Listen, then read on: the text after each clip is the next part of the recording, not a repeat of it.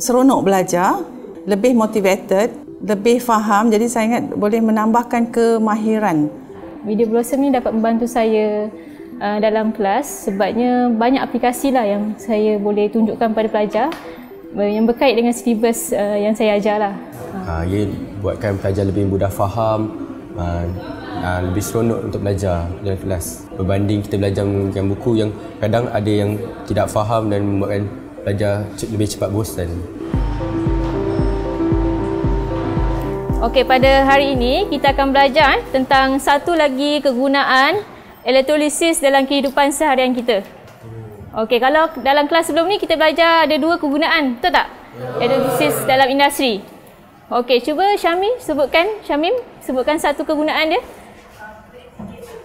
Purification. Okey, ataupun kita sebut penulinan. Jadi hari ini kita akan belajar satu lagi kegunaan dia. Okey, sebelum tu saya nak awak tengok dulu barang yang saya bawa ni. Apa ni? Sendok kan? Maksudnya pelajar tahu, yang belajar ni kegunaan dia dekat dalam kehidupan dia apa dia? Benda tu berguna sebenarnya untuk kehidupan dia. Sekarang ni kita akan tengok satu video Blossom yang berkait dengan tajuk kita hari ini, iaitu penyaduran ataupun electroplating. Okey.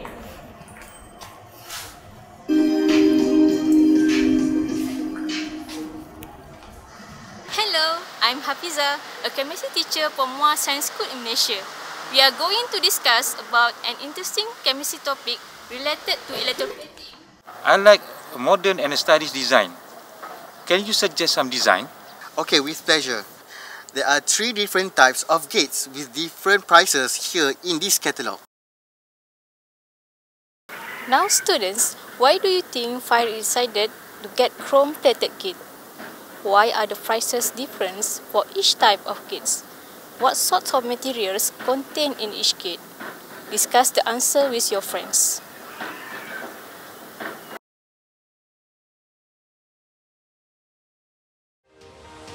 Dalam video Blossom ada lakonan, lepas tu aktiviti yang dijalankan semua melibatkan silibus yang saya belajar, tapi dia dalam bentuk yang menarik. Macam bila belajar dengan hanya buku teks, berpandukan buku teks, dia lebih mengantuk. Bila gunakan video Blossom ni, dia dapat menarik minat macam tu. Okey. Dah tengok tadi video? Okey, so dalam video tadi kita ada soalan-soalan yang perlu awak selesaikan. Jadi saya nak dalam grup yang ada ni, awak bincangkan tentang jawapan pada soalan-soalan tadi.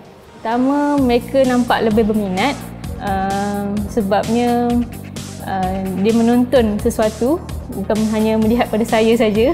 Dapat berkomunikasi dengan baik sebab bila ada aktiviti yang kita minta mereka jalankan dalam pasukan tu, mereka boleh berbincang.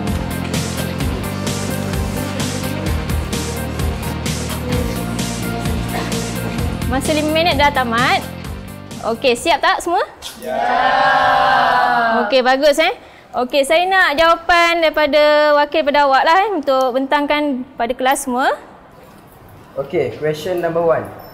What makes Farid and his wife choose chrome-plated gate? Because it is water resistant, resistant to weather and corrosion, attractive and shiny. Jadi kita sama saksikan jawapan dia pada video yang seterusnya lah. Video tu sangat menarik. Seperti kita tahu, manusia ni lebih cenderung kepada warna dan gambar. Boleh membantu saya belajar. Video Blossom ni ada maklumat-maklumat tambahan. I see you have done your discussion and found the answer. Good job.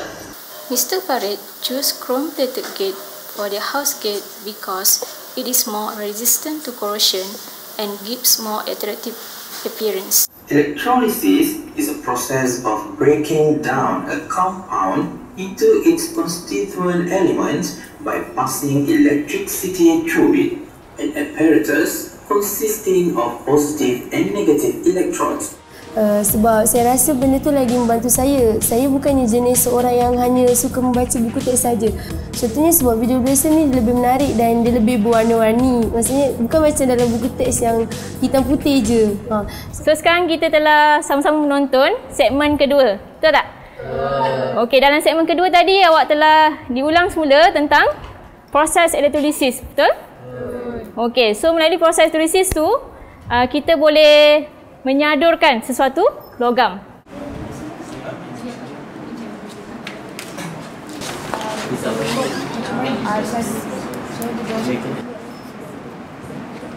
The ion 2 hydroxide is then further oxidized by oxygen to form hydrated ion 3 oxide, which is brown substance known as rust, whereby X varies. Dalam segmen 3 ni awak dikehendaki menjalankan satu eksperimen bagi penyaduran apa? Penyaduran paku besi.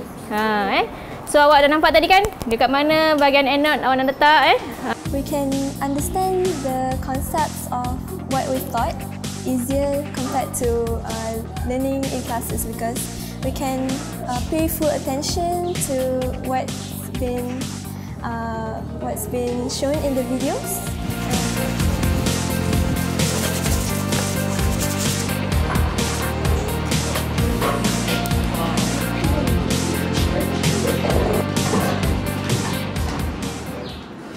Saya guna untuk pembelajaran individu sebab dia lebih mudah. Kalau berada di amal komputer, saya boleh layari sendiri laman webnya dan buat turun sendiri video. Okey Hazim, apa yang awak dapat perhatikan di bahagian kathod?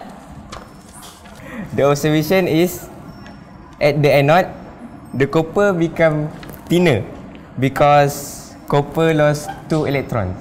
Okey, at the anode, at the cathode? At the cathode, the iron nail is electroplated with copper.